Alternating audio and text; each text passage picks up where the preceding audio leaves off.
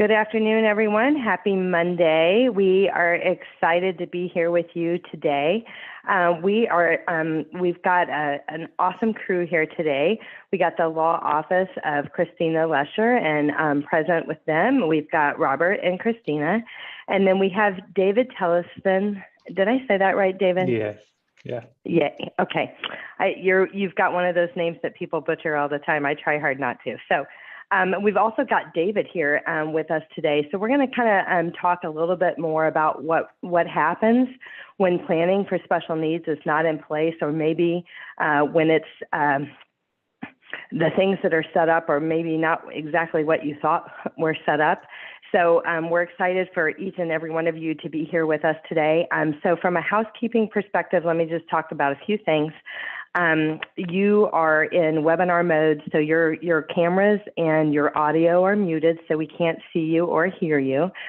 Today's webinar is being recorded, and following today's event, you'll get an email with a copy of today's slides, as well as the recording and all of the contact information for everyone today. So, and as always, we like to take questions. So if you'll put your questions in the chat box, we're going to be monitoring the chat box, and we'll be reading out those questions, and we're certainly going to answer just as many questions as we can. So what prompted this webinar? You know, if you guys have attended our webinars in the past, you know that we have a lot of webinars surrounding special needs, planning for special needs. We partner with attorneys and other organizations all across the state to kind of talk about topics that are relevant to our families and when it comes to planning. And so David came to us. I guess it was last fall. I'm struggling to put dates on. Last May. Okay, yeah. There you have it. And when David came to us, David was kind of really in a crisis mode. And so today we're going to kind of talk a little bit more about David's journey and what the fix was for kind of how they got where they were, and then what ended up being the fix. And then Christina, if you want to just talk about the disclaimer. I know from a legal perspective, you have disclaimers that you have to disclose. Oh, sure. And thank you, Allison. So just because I'm here today doesn't make me your lawyer. We require a written contract and fee. So thank you, Allison. Okay, perfect. Thank you for that. Well, David, talk to us a little bit about what prompted your phone call to me, and talk to us a little bit about your story. Tell us a little bit about you. Okay, so thanks for everyone for joining. As you see on the picture, this is my cousin Mark, and why I'm here is because of him.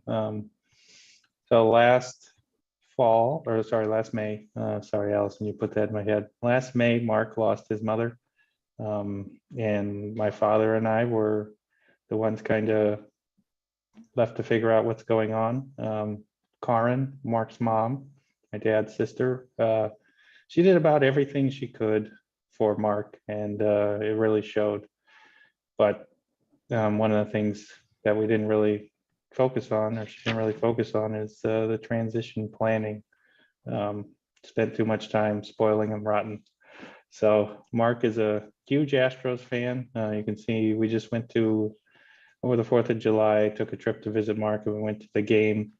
Huge Astros fan, huge sports fan. You can see him there with that smile. It's one of the few moments that he's not talking. He's quite the talker.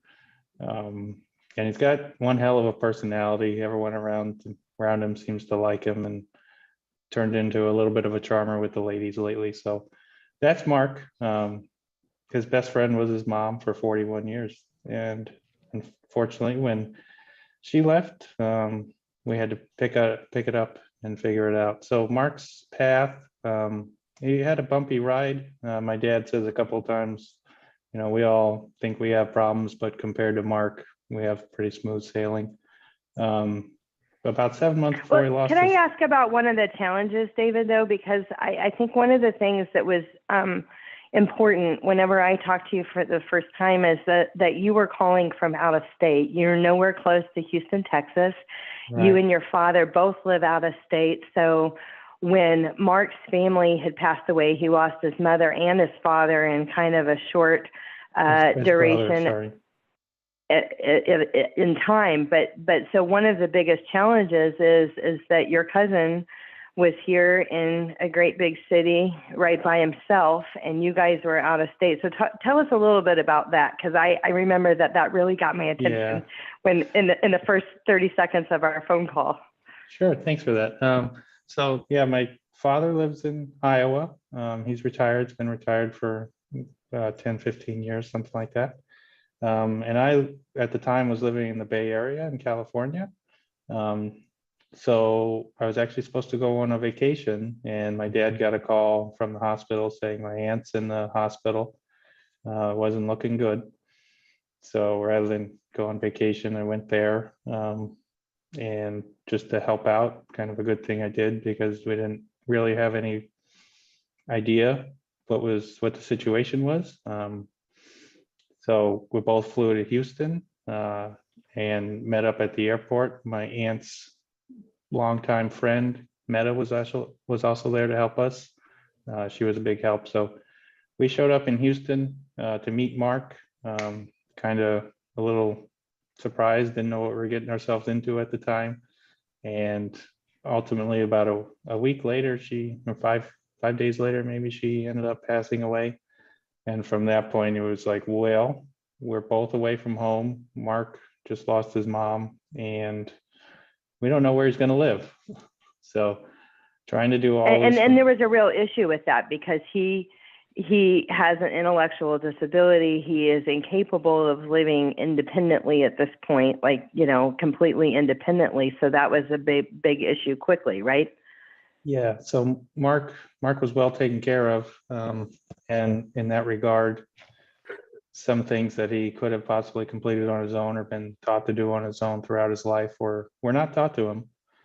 So there were challenges there. Mark he didn't really understand his full capacity because he never really had to do that. So it would be a challenge in and of itself to teach him these things. But for both of us being out of state and away from our home base, I mean, it was good to hope for Mark's improvement, and I think he is improving in a lot of those areas. But just the day-to-day of Mark's life was all handled by his mother, and we didn't have a good breadth or idea of what those details entailed. So it was a lot to try to learn. One of the concerns, and I think this is how, Christina Lesher's law firm got involved, is, we really made a referral to them, because one of the things, there's a lot of moving parts when it comes to special needs planning. And we've got, you might have SSI and Medicaid, you might have RSDI and Medicare, you might be eligible for a waiver. And one of the things that was of concern to me was that Mark was actually getting a waiver. And for most of us here, we know that the waiting list in the state of Texas is quite long. So there was a concern about, what the next steps were, and if in fact it would mess up the waiver that he waited so long to get. And so I think at that point, that's when we referred your firm. So Rob, talk to us a little bit about that, and kind of, the waiver kind of conversation, and some of the considerations that you guys were thinking about when we're thinking about next steps for Mark. So when we're looking at waivers, we have to look at where the person's living. Are they community-based? Are they in a facility? Where does the waiver provide the services? And one of the things that we worry about is if they move from one, so say you're at a home base, say you're at home base, so you're community based, you're living at home with like your aunt or your mom and your dad, and the next thing you move to say an assisted living, you could possibly lose your waiver because they don't provide for services for that type of environment.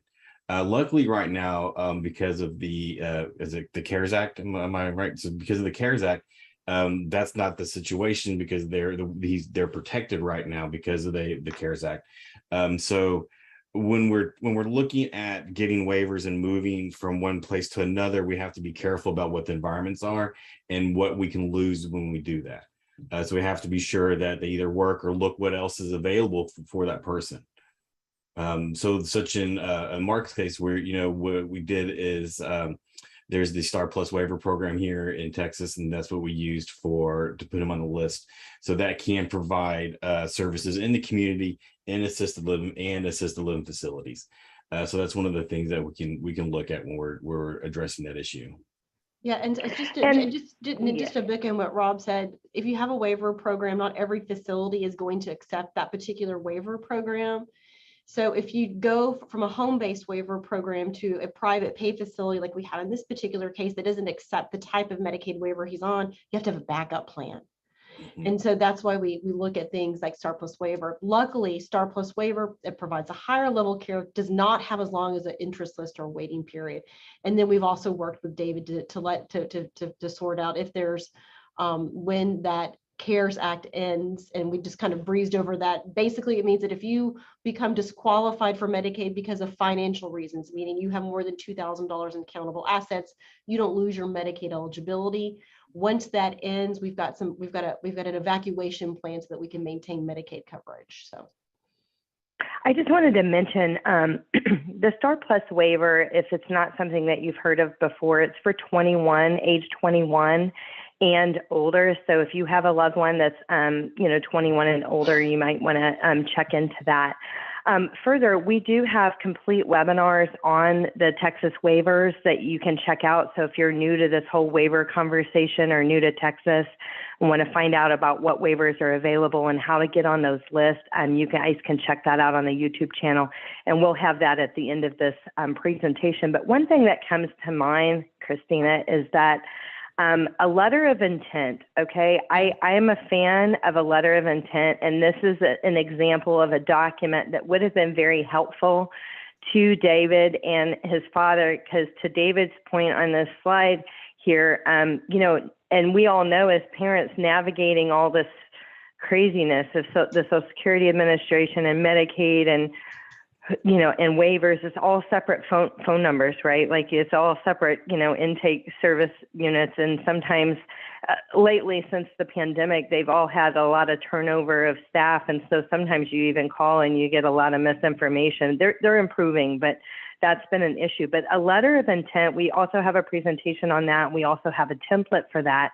But that just is everything, eat, sleep, and breathe about your loved one with a disability, that if you are incapacitated or no longer here on this earth, this is a document that David would have picked up, David and his dad would have picked up, and it would have been a lot more clear. There would have been a lot less digging for facts and trying to find things. It would, it talks all about the information about the individual with a disability, but all of that other pertinent information like medications, names, address, and phone numbers of doctors, so many things, allergies, things that, make your loved one sing and things that make your loved one fall apart. Just the little things that as parents, I always say that as parents, we have forgot more than anybody will ever know about our kid. But this letter of intent, it's going to get that information on there. And I think the other important thing is that if you've created a letter of intent, it's true that there is a lot of personal information on there. So as a person, you can decide, do I want to share that with somebody right now? Or do I want to share that with somebody and let them know where it is if something happens to me? Okay, this is where you're going to find that document. I think either one is fine. So back to you, David. Tell us a little bit more about Mark's path. Sure. So Mark, again, he has these RSDI and a pension from his mother. And that letter of intent that you mentioned, Allison, would have been a big help. Fortunately, we were able to search through a lot of paperwork to find a lot of this information. Would have made life a little bit easier had we known ahead of time what to get ourselves into or what we were getting ourselves into. I would like to say for the group too, all of those waivers and things that were just mentioned, I had no idea what those were walking in last May, like absolutely zero clue. I found myself actually reading Social Security Blue Book, just trying to figure out the definition of some of these before I found Allison and the law firm. Because we just didn't know what we didn't know. So I was trying to figure things out. So Karin did have, you could tell with the way Mark is set up now moving forward, she did look out for him financially. And he is now being taken care of. He's got, jokingly, a few people on his staff, a few helpers that get paid to take him out and about. And things are looking up for Mark. It was a long path to get here, but all of these bits of information, I think it's really important for everyone on the call. Everyone I've met along this journey has been very strong and capable and helpful. And I imagine a lot of you folks on the call have dealt with a lot of issues, but just the basics, just acknowledging that there's basics that need to be taken care of, I think is a good thing to point out here. So some of the bad things, and the first bullet point here is not necessarily a bad thing. Karen did have my father designated as a pay on death beneficiary for bank accounts. That actually was very helpful. If anyone has a will and everything's set up, if there's money set aside to go directly to someone in the event of your death, that'll make transition a lot easier. Because I had no idea what a representative payee was, it took about 8 months to get any money from Social Security after my aunt passed away. Even worse than that, with the Texas teacher retirement, no idea again what we were doing there with the paperwork, and that took about 9 months to get Mark some money. So let's talk about the Social Security and the representative payee, because there's two things I want to mention there. When you are a representative payee for your loved one, there is a form that you can get from the Social Security Administration. You can download it and designate a successor representative payee. And that is something that I do recommend to avoid that 8-month delay that you were talking about. And a lot of people, I always say at the Social Security Administration, they're order takers. They don't necessarily tell you these things. Sometimes you bump along and you find things, or you find things from somebody else's experience. So I do recommend that. And then also to your point, with the banks, whether it's called payable on death or transfer on death, this is a special form that your bank has. That you can fill out, and we do recommend that. Whether you have a special needs loved one or not, it makes things a lot easier if you have that set up. Christina, do you have any thoughts or any suggestions on the POD or TODs? No, I think it's a great idea. And what I tell my clients is, even if you do a trust or a will, you need to give your executor immediate cash. And I like to have 3 to 6 months of living expenses. So even if we have everything set up and your beneficiary designation is perfect, any type of trust funding takes time. So I would just think, if you're thinking about the amount of money you want to leave to a trusted individual who should be most likely your executor, I would say 3 to 6 months of overhead for everybody. I love that idea. And that's an example, like, David, for your cousin, you guys needed immediate housing. You needed a plan. Everybody works, people have things they got to do. You got to get back to the state that you're living in and know that he's safe. Well, it takes money to get people placed somewhere and things like that. So I think that that's a really valid point. Thank you for that, Christina. Yeah. So going back to some of it was about $8,000 that Mark owed. We'll put the air quotes there, owed me. Just working through this, I mean, my dad was able to use the money from Karen to pay for a lot of things. There's a bullet in here. Mark lived in a hotel for about 6 weeks with my dad while searching for options to live. Again, this is luckily had access to Karen's money for this instance, because that's not something that normal people plan for, is a hotel bill for 6 weeks. Luckily, and luckily your father was retired, right? Yeah. And he had the ability to take that time off for 6 weeks. There's not too many people that can just take a leave for 6 weeks, and not suffer financially or suffer, vocationally. So that's important as well. Yeah. It was a little challenging, I think, to get through those 6 weeks, because Houston's a much different climate than Iowa, as far as the lifestyle and roads and traffic. But it worked out in the end, but it was not without its challenges.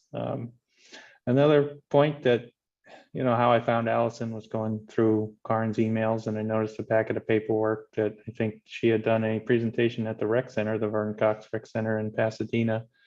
And I just ended up emailing them to start off this whole process, saying, hey, Karin's not doing well. She's in the hospital. My dad and I are in Houston, and we don't know what we're doing. And from there, the rec center folks kind of sprang into action and helped us out a lot. So that was a starting point, and luckily they were around to help and set us down this path. But I don't even want to think what we would have done without that starting point and the groups to support here. Well, and the rec center was awesome, and the rec center was a service that that Mark was having through one of his waivers, like where they have like those different therapies or different things. Like he had some connection to the rec center already previously, to this all starting. So thankfully they were very well versed and Mark and helpful in this situation, and that's not always the case. So I'm glad that they were able to help in that regard, because, I think we're losing sight of the fact too, that Mark lost his mom. This is a big deal. This is his best friend, and he's leaving his home, and it's like all this chaos all at once. So I think anything to kind of level that out a little bit. A lot of our kids with disabilities don't do well with extreme change. A lot of humans in general don't do great with extreme change, but when we have people with learning differences and challenges and other things like that, and you take their best friend out of the picture and parent, it's definitely a big deal. And I'm pretty thankful for Mark that he had you and your dad, that's for sure. So tell us how Mark is right now. Give us the updates. Okay, so he's in a facility in Texas City called Independence Village. The rec center folks helped find that one. It was a little bit of a transition. I think Mark was afraid of living in a home, just because he lived 41 years with his mom in the same house. I think there was a little bit of, he was a little scared of moving away in some regards. But so now, current day, thanks to Allison and Christina and Robert's help, there's a trust set up with enough money there to get through the transition. Should anything happen to me, I made a folder of all of Mark's accounts saying what he gets, where it goes, what his expenses are. So if anything were to happen to me, can pick up this folder and people will know what Mark has, what's going on. There are a couple people. So when Mark lost one of his waivers, he was getting rec therapy from a gentleman named Bernard, and Bernard said, well, he really cares about Mark moving forward, and he's doing a little moonlighting for Mark to still meet him once a week and make sure he gets his exercise, take him out and about.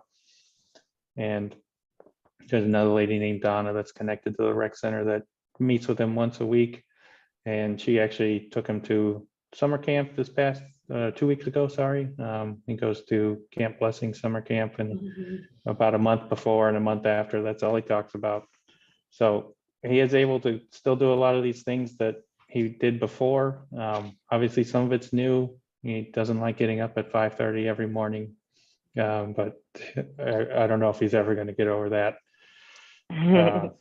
But he's making friends, he's living there, he's figuring it out that he's never going to have it as good as he did with his mother. But I think he's coming to terms with that slowly but surely. And moving forward, I think now that the bumps in the road are over, we can focus on getting back and finding more ways to and have things that he enjoys, like those Astros trips. I'd like to address this to both Rob and David as it relates, to our kids that are living at home. There's no right or wrong answer as far as how long your loved one lives with you, if they live indefinitely or maybe they live till your retirement and then they have some kind of transition. Rob has background as a care navigator and a lot of experience in this. Do you have any recommendations for our families or thoughts about like kind of a slower transition, or, is there a timeline that would start that would be helpful. It's not that you're pushing your loved one into a residential facility or anything along those lines, but kind of any transition programs or any other things that you recommend, Rob, and Dave, if you have any, thoughts on that as well. Yeah, I would say first the thing to do would be start expanding the social circle. Really, if you start making connections out in the community, start getting them involved in things, now that we can actually start going out into the community again, really start expanding that social circle, getting them to know people, getting them used to being away from home, like going to camps, maybe, doing some day programs every once in a while, or some day activities, just so that way that they're used to being out and about without their loved ones. A lot of times we see that, especially with families who have become enmeshed, that they're just relying so much on each other. We really want to expand that, because once the primary caregiver passes away, their main support is gone, and then there's no one else to lean on. And really expanding that social circle is one of the best and first things you can do for them. And even if it's just a couple of days a week or something. Oh, yeah. And just to let you know, Rob and I are dealing with this on a personal level. I talked to our sister this morning. We have a medically fragile nephew, and she just dropped him off at camp yesterday, Allison, at camp. And she's so nervous. And I told her, number one, he's at camp with our friend Allison, Julie's son, Ben. And number two, he's got to learn how to do some of these things on his own, navigate social systems, sleep away from mom and dad. So he's 11. You don't have to start at 11. You can wait till later.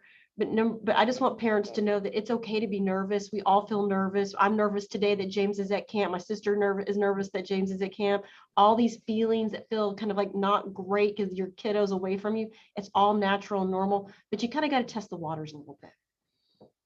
Yeah, and Dave, you mentioned Camp Blessing, and yes, definitely a fan. And we've done medically fragile camps before in the past, and you are nervous. I mean, you are nervous. Are they going to do a good job? Are they going to administer the meds right?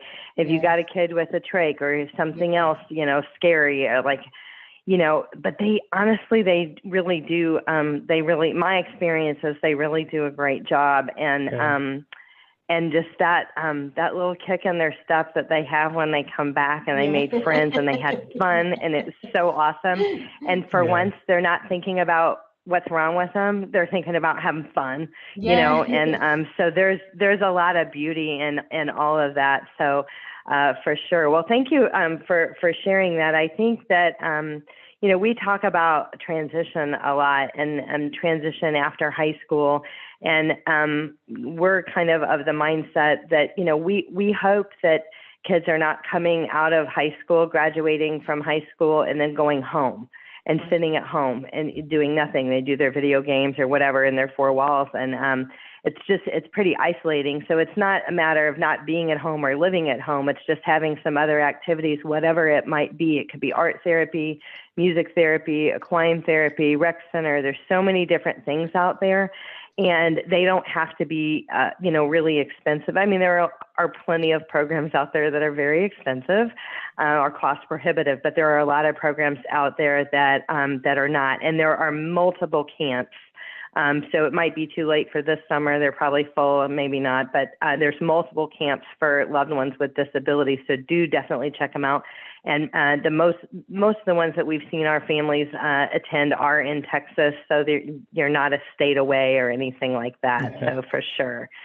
So what we're going to kind of talk about now, we're going to switch gears a little bit, and we're going to talk a little bit more about what a special needs attorney does, what a special needs financial advisor does, and kind of what the difference is. And I always say it kind of tongue in cheek, but you're the paper and we're the money. Okay. So the legal documents, we're talking about trust and wills, healthcare power of attorney, guardianship, all of these things that in our community, we're rolling around those terms all the time. But a lot of times people are calling our firm and saying, hey, I need guardianship, right? And that's definitely not what we do. But there's a lot of confusion in our community about the different roles and the hats that we wear. and kind of who does what. But in a nutshell, when you're planning for a loved one with a disability, you need both. You need those legal documents in place, and you need the money. You need the finances in place. And the truth is, when it comes to planning for special needs, it's a big job financially because, you know, we're going to spend 25 to 35 years in retirement. That's a long time. And many families need the money that they saved up over a 25 to 35 year career to fund their own retirement. So then, then what happens? So Christina, share with us a little bit about, some of the legal advice and some of the activities that your firm does. Sure. Thank you, Allison. So we counsel clients on the appropriate type of legal instrument that they need, or instruments, whether it's a will or a trust or both. We also help them to interpret what the current law and policy is. Like your PowerPoint says, we do prepare try cases. At least in Harris County, you have to be an attorney to bring a guardianship or probate case. You can't do it by yourself. And there is one little detail I want everybody to know, that in the state of Texas, you have to be an attorney in order to give Medicaid advice if you are charging a fee. So if you can always explain Medicaid programs, that's totally fine. Lots of professionals do that. But if you're actually representing an individual and you're charging a fee to do Medicaid planning, then you have to be an attorney. And then it's interesting, I get a lot of questions about, are you a lawyer? Are you an esquire? Are you an attorney? I think in some states those make a difference, but in the state of Texas, we use those interchangeably. I usually don't use the word esquire because I think that is so old fashioned and sounds funny. Like I should have a big white wig or something like that and be at some sort of legal proceeding in London. But there are certain things that lawyers are only able to do. And so that's why I like working with financial advisors like yourselves that don't try to dip into the lawyer swimming pool and practice law without a license. And they call that the unauthorized practice of law. Now, the flip side of that coin is lawyers selling or providing financial advice. I never do that because I know just enough to be incredibly dangerous. So that's why I have people like you, Allison, to help me. Lawyers can sell or provide financial advice, but they have to do certain things for the client. They have to, number one, disclose that they are receiving some type of compensation. And number two, there's certain waivers that the client is supposed to sign. I believe in the kind of planning you do, which is I think you need the legal advice and then also the planning advice. And those really should be two separate individuals. Just pragmatically as a lawyer, I don't have time to keep up on everything that you do, Allison. I learn something new every day when I practice law. So there's no way I can also do all the financial and all the insurance updates and policy changes. So I agree with you. I think you need both of us. Well, and I just want to comment to Christina, we see week after week, we see documents created by all of you, the DIY. I'm going to download something off of the internet and create my document. Yes, and I'm not like raining on anybody. I'm all about a DIY on something that I'm good at, or whatever. But when it comes to special needs, I strongly advise against DIY legal documents, and I also advise against hiring an attorney that dabbles in special needs. Your situation is specialized, so just like I use the analogy all the time of, if you have a heart problem, you're not going to a podiatrist, you're not even going to go to the PCP, you're going to go see a specialist. And I liken the same thing when we have a loved one with a disability or special needs, just like David was talking about. There's so many moving parts with the waivers and Social Security and Medicaid and all of these other moving parts. You want a professional that is truly nuanced in what you're dealing with, because what I have seen on both sides, on attorneys. And I use the example of the attorney next door or your brother that's a real estate attorney.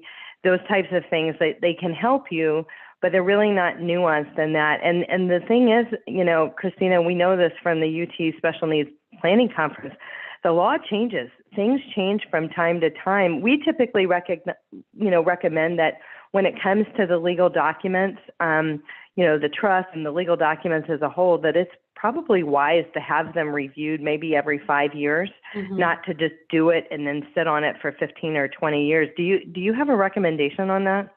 I probably do 2 years, just because people move job to job so frequently, and we want to make sure we get those beneficiary designations updated.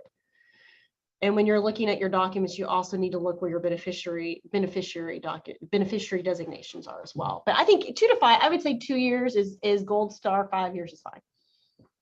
And, on that beneficiary designation, that's something that we talk about all the time as well. And there is another misnomer out there in the community that when you have a will and you have everything set up, that everything is just set up. And true, the will is set up, but beneficiary designations follow the beneficiary designation, not the will. So if you have life insurance, beneficiaries on a 401k, 403b, pension plan, we talked about the payable on death.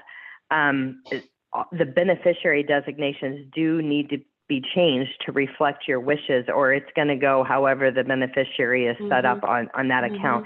And that's something that it gets put on the shelf. So if you're taking notes of the little nuggets, the takeaway, check your beneficiaries. Check your past employers, 403bs, 401ks, IRAs, brokerage accounts, life insurance contracts, pension plans, because it does, we've actually even seen this in non-special needs cases where a person maybe had gotten divorced and they never changed the beneficiary, and there's nothing that you can do. The person dies, it goes to the beneficiary. I don't want to say nothing. You can hire an attorney, but it's an uphill battle is all I'm saying. You're exactly right. You're exactly right. For sure. And I was just going to say one more thing on the beneficiary designations. I think this is a spot where the attorney and the planner work together. So I create the paper, I create the vehicle, you do the funding, and then we work together to make sure those beneficiary designations are beautiful and perfect. So can I? That's exactly right. Yeah, I just wanted to point out that some of this also needs to be planned ahead of time, because if there's a trust set up, and in Mark's case, he had Medicaid benefits that were tied to his income, all of that could be planned ahead of time. It seems like Christina and Robert had very good insight into how to move money around and plan for that. And I think in Mark's case, had a little more planning been done up front, he might have been able to maintain his waiver program. So there are some implications on just assigning it to a person rather than like setting up a trust and stuff like that. For sure. And we have, and we've done this with Christina before, but like entire presentations on special needs trust, first party and third party trust. But if you're taking notes, the big thing that you don't want to do is name your loved one directly as a beneficiary on anything that you have. And this is something else that we see the mistake every week. And this is a difference in a financial advisor versus someone that is nuanced in special needs. Because what a lot of people do is they name their spouse beneficiary, primary beneficiary, and then as a contingent beneficiary, they say that's easy, we'll divide it equally amongst the children, and they name the kids outright. And so to David's point there, when we name our loved one directly as a beneficiary, then it does affect their eligibility for Medicaid and SSI. And there is a fix to it. So sometimes grandma and grandpa accidentally leave money to your special needs loved one, or your special needs loved one inherits money that you didn't know was coming in their name. And Christina, tell us what the fix is if that accidentally happens, and then tell us what needs to happen on the front end to prevent the fire at the end. So there's a couple of different options. So let's say the scenario is kiddos on Medicaid can't have more than $2,000 in their name, just to set the context.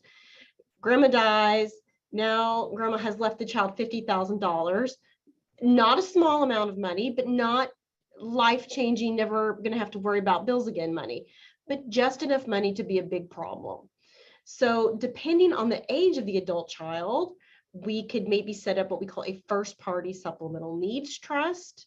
And depending on what family members are available, we may be able to create within the family.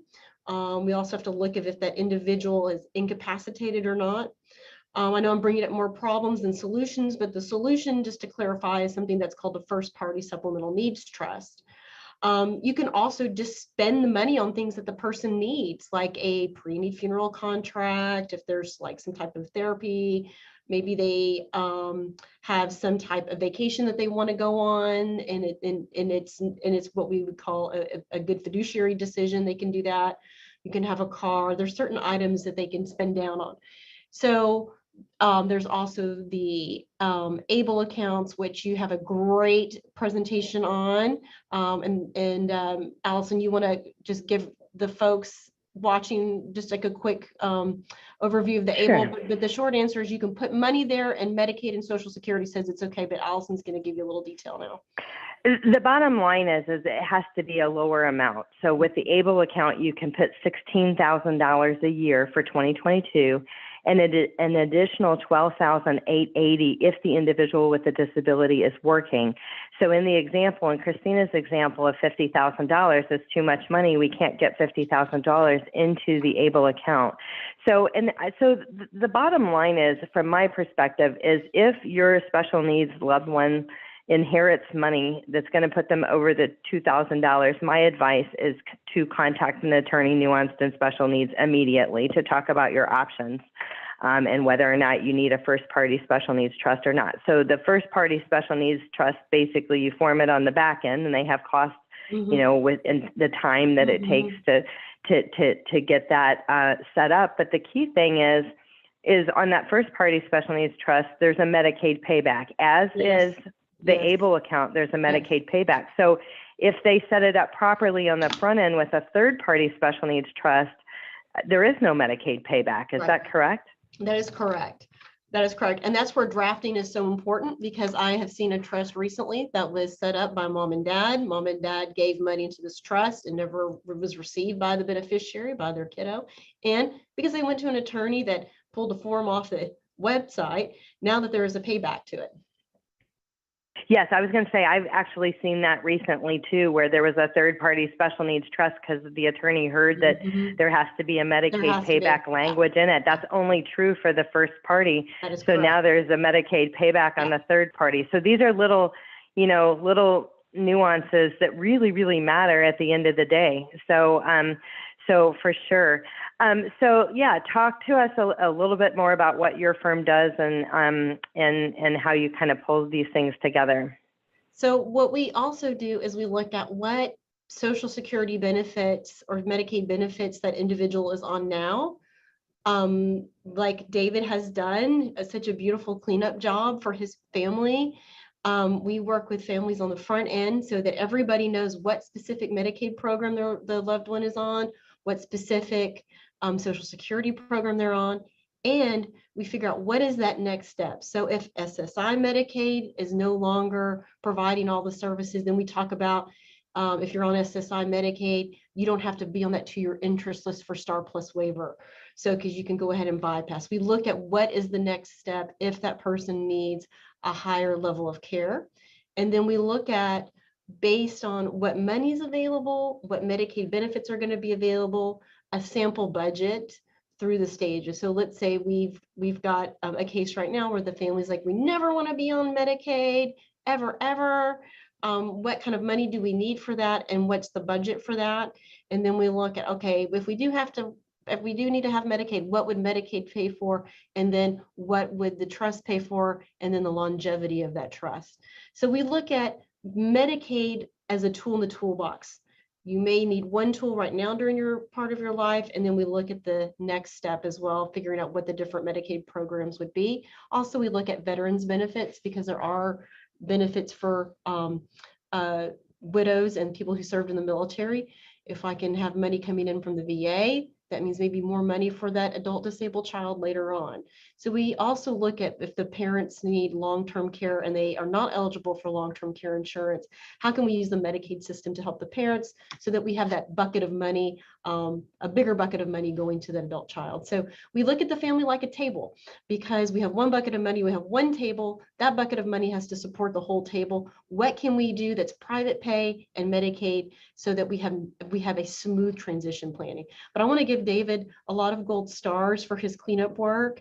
He is an A+ student, A++ student. And you know, if your current job doesn't ever work out, I think the special needs community would welcome you with open arms, because boy, you know how to clean up it. You cleaned it up really nicely. So well done. Well, thank you sure. for saying that, Christine. I'll stick to engineering. One of the things, and as Christina said, we don't really give Medicaid advice. In fact, there's like over 100, what is 107? Are we up to 107 Medicaid programs? 109 is my last count. Yes. 109 Medicaid programs in the state of Texas. So if you ever wonder why you call Health and Human Services and they seem confused on the programs, that's probably why. But what we do on the Social Security side of the house, we're nationally certified as Social Security advisors, and we actually have a specialized software that plugs in all of the parents' information and the loved one with the disabilities information, and it spits out dollars and cents how to maximize the benefits, whether it's SSI, whether it's RSDI under a parent's record. They called it DAC, Disabled Adult Child, for 40 years, and they've since changed the name to Childhood Disability Benefits. Now that we finally figured it all out as DAC, now it's being referred to as Childhood Disability Benefits. But this software is specifically geared towards families who have a loved one with a disability to maximize those benefits that your loved one will be covered under a parent's record. So in David's situation, Mark is getting RSDI basically under the parent's record. So that means that the parents were, well, they're deceased now, but if they're already retired or already drawing Social Security disability, then because Mark's disability started prior to age 22, then he's eligible to be covered under a parent's record. So we work closely with the law firms to give those money calculations, the dollars and cents. Because as I mentioned, the Social Security Administration, if you call them up and tell them you want to turn on benefits, they're going to say, okay. They're not going to say, well, maybe you should wait because this, and this, or you could get this much more money over the long term, or things like that. But this software gives you kind of I would call it a decision center for you to kind of look at what are our options, how do we maximize this, and what makes the most sense for our family financially. So when it comes to a special needs advisor, what do we do? So we're going to provide that financial advice. It could be fee-based or commission-based. A lot of families come to us and they say, we want to plan for our loved one. You know, he or she's going to have care needs for the rest of their life, not just ours. But financially, we don't even know how much we need to plan for this. So we're able to calculate future care cost estimates. And I like to call them small, medium, and large. So we have some people that want, show us what it's going to cost for full residential care. Some people want to have, like we talked about, like maybe living at home and having other outside, maybe it's a transition program or other outside activities that they're participating in. Some are group homes. So, and some are a transition. So we might start off small and graduate to a higher level of care as the caregiver's caregiving ability diminishes as they get older and maybe aren't as well as themselves. So we're able to calculate all of that. But we're also able to do overarching, financial plans of how does the future care cost estimates come in to the overall financial plan. Because remember, we got to retire, 25 to 35 years of retirement. And as parents, we're the funder of all of this, right? So we want to make sure that we have money in the right buckets, and we want to make sure that things are properly funded. So what if you don't have millions of dollars to fund a trust? A lot of people don't, and that's okay. But a lot of times, the way people are funding the future care of their loved one is with maybe a life insurance policy that upon your death funds the special needs trust. So you're going to be using your retirement assets while you're alive. If there's anything left, it'll go to the special needs trust or any other children that you may have. And then the other part of the care could be funded from a life insurance policy that is properly set up as the special needs trust as the beneficiary. So, so we kind of talked about the money in the right buckets, but we're also able to, you know, assess current assets and forecast the ability to retire and pay for the future care. And we're going to be able to provide the advice of which financial vehicles are going to help you reach the goals well within your ability to handle risk and kind of how you feel about risk in the overall market. I know in general, a lot of people are pretty nervous about the market. It's been pretty volatile for the last few months. So I know people don't feel overly excited about that. We're going to do a needs analysis for protection because a lot of times families come to us and they'll say, I don't know how much life insurance we need. I know we need it, but I don't know how much we need. And so an advisor, nuanced and special needs, they're going to talk to you about what's important to you. Sometimes it's income replacement, and that's a big one. We've got, you know, a family member that has a high level of income. If something happens to them prematurely during their working years, their income dies with them. So if your overall, you know, family, you know, is running off of that income coming in, there needs to be some income replacement. We manage assets, and we talk about transition planning, both special needs and life. We're able to help set up ABLE accounts. And we do a lot of advocacy, which if you've joined our webinars and before, a lot of our advocacy comes through the webinars and partnering with other organizations and getting messages out. We love providing information and getting information out there to share with you. As a parent myself, I felt it was challenging, and I know this. I eat, sleep, and breathe it, Christina. Rob, you guys have a family member, you know this, you eat, sleep, and breathe it, but it still doesn't make it a lot easier. So we really like to share a lot of the things that we've come across along the way to help you feel like, if nothing else, that you feel like, hey, I can do this. It is not completely overwhelming. I know where to get some resources and get some help. So I think that that is part of it. And of course, we're going to, you know, discuss and strategize on SSI and Medicaid. And when it comes to Medicaid, we're really talking about how to not lose it. So we're not getting into the details of 109 programs or anything like that. We're talking about money in the right buckets and how to not accidentally lose your Medicaid status. All of the waivers, all of the Medicaid waivers in the state of Texas, all of the waivers in the state of Texas are Medicaid waivers. So you got to maintain that Medicaid eligibility so that way you don't accidentally either lose SSI or accidentally lose one of those waivers that you've waited for so long. And of course, we've got the Social Security maximization analysis that we talked about a moment ago. And then really we come together. So, you know, when we talk about the paper and the money, a law firm, they're going to get those documents together, and that's going to give us the proper wording that we need to be able to change the beneficiaries on any accounts that are set up. And generally for us, even if it's not a plan that we have implemented or we have done, we'll provide guidance and get those forms over to us. We'll help you fill them out and then just send them over to you for signatures and for you to submit. But we like, you know, working together and partnering together because it is kind of two ways that you come to the table when it comes to planning, for sure. So I would just, you know, like to say thank you for everybody that has attended today. We certainly are open to any questions that you guys have. And Christina and Rob, Dave, please chime in if there's any other things that you'd like to mention. That I know we kind of scratched the surface on a few things. So talk to us about that. Yeah, jump in real quick. I think if I have any parting words, having gone through this with my dad and trying to do all this after the fact, it would have been so nice to be able to talk to Karin about this and figure out what was going on ahead of time. But obviously that didn't happen. So if any of you have transition plans outlined in your head, please take the time to write it down and talk to somebody. Really think that would make things easier for loved ones if something bad were to happen.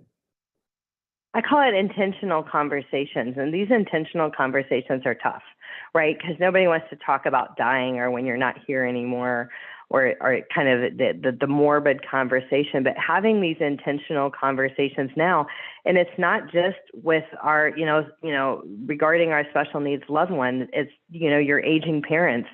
Do your aging parents have a power of attorney and a healthcare power of attorney? Do they have that medical directive? Don't wait until the crisis happens, till somebody's had a stroke and they're incapacitated, because the truth is life is busy. Life is busy and things get put on the shelf. We do things and then we don't look at them for many, many years because we've kind of checked the box of it's done. And then we find out it's not done or it's lost or things like that. So just having those intentional conversations. And I would also say, Christina, and you can tell us your thoughts on that. I'm a huge fan of our neurotypical kids that are turning 18 and they're going off to college. I'm a huge fan of the healthcare power of attorney and power of attorney. We've had some real issues with clients where, like, one was a fire at the apartment complex at Texas State. Yes. That was one example, Yeah. and kids were carried off in ambulances. And another one where we've seen over the last 2 years repeating itself is mental health crisis in our neurotypical kids, where they're hauled off to a mental health facility, and without the proper documentation in place, you're going to be hard pressed for them to even tell you where they took your kids. Yeah. So talk to us about that, agree. Christina. I think the hard thing about being a parent is that you realize when your kiddo turns 18, they may be on your payroll, but you have no authority over them anymore.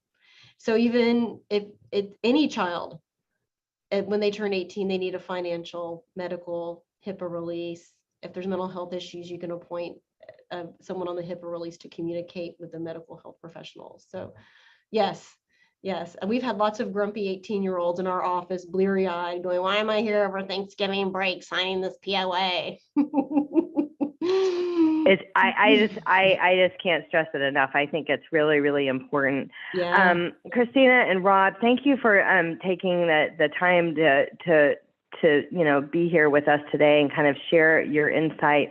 I know that you're here in the greater Houston area, and we've got your contact information up, and just tell us, if I already have documents in place, can you review my existing documents? You mentioned 2 years. Of course. Tell us how we engage with you. Yeah.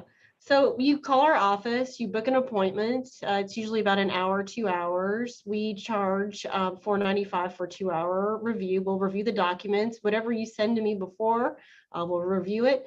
I love PowerPoint like Allison. So I will have a PowerPoint presentation ready for you. The more information you give me, the better that PowerPoint presentation is going to be. And then depending on the work that needs to be done, we always bill flat fee. So that means I don't bill hourly. So you'll always know exactly how much you're going to charge. So that's how you engage with us. You can also take a look at us on our website that you have listed there. We're also on Facebook. If you want to see Rob and I, our witty banter between each other, you can just hop on Facebook and just enter in a search engine Law Office of Christina Lesher. We've got a lot of free videos there, and we do all kinds of things. I love them. I love your bantering. We are pretty funny. I think I'm funnier than Rob thinks I am. But that's okay. No comment. That happens in families, so that is for sure. Well, thank you for that. We have our I'm going to speed through here, and you guys are going to get this. We do have our YouTube channel. All of our past webinars live on our YouTube channel, and that is, you can subscribe to that for free and kind of peruse the topics and see if there's anything that's relative to the step that you're on in your journey. If you need to kind of talk from a financial perspective on the special needs side, we do offer a free personalized consultation to kind of learn a little bit more about the planning that you've done, what's important to you, and how we might be able to help you going forward. All of our plans are customized to the families that we're working with. So thank you so much, everyone, for attending today. And I appreciate David. David, you get the biggest, I give you an A+ too. And I would just like to say thank you, David, for submitting yourself to us. and recommending this webinar. We've never done a webinar exactly like this. And I think a lot of families, you know, this is something families worry about. They think about, they attend these webinars because it's on their radar and they want to know how it all works. And they want to make sure that, you know, that the bumps in the road aren't there for their loved ones. So you are, you're a rock star. So, and doing this from another state, that's extra points for that. But thank you so much for your willingness to share your family's story and kind of where you were and where you've been and how you have how you fixed it. So thank you for that. Thank you. I appreciate all the help.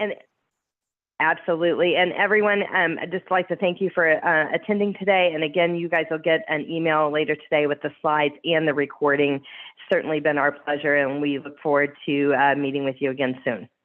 Take care. Everybody take care. Thank you all. Thank you.